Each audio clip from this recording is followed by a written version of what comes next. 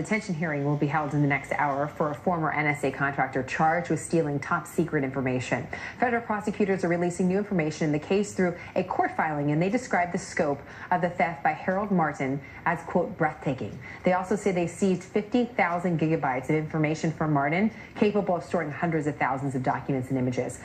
Greg Jarrett is a Fox News anchor and attorney, and he's great weighing in on these big stories. Greg, is there any evidence that this gentleman gave this information to anyone or any country?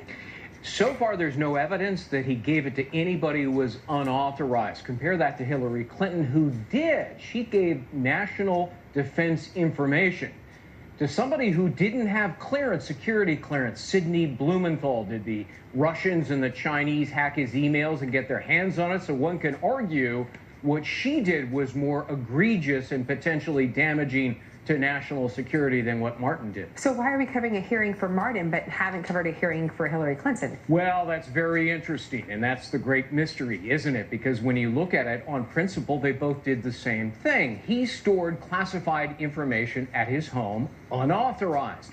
She stored classified information on her personal server at home unauthorized. The big difference is, of course, he admitted that he had classified documents and it was against the law. Hillary Clinton admitted nothing to the contrary. She insisted that it was all for convenience, didn't realize it was against the law, and then also argued, gee, I didn't really recognize classified documents when I saw them. Was there a difference in the content, though, Greg, and what this gentleman had versus what the Secretary of State had? Yeah, I mean, both possess top secret documents that could potentially harm America. And in fact, I'm looking here at the criminal complaint against Martin. It says he had at his home specific operational plans against a known enemy of the U.S.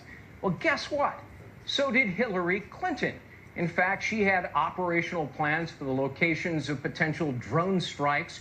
She had transcripts of conversations between foreign agents. She even had the identity of undercover CIA operatives. My goodness, talk about potential damage to national security and human lives. But just 30 seconds here, Greg. Does it just come down to intent and what someone intended to do with that information? Yeah, except that under the Espionage Act, it can also be gross negligence. And of course, at his news briefing, Director James Comey of the FBI laid out a solid case for gross negligence under the Espionage Act, and then in the same breath said, but we're not going to prosecute. So the whole thing is a bit of a mystery. Gives us a lot to think about. As always, Greg, thank you. Sure.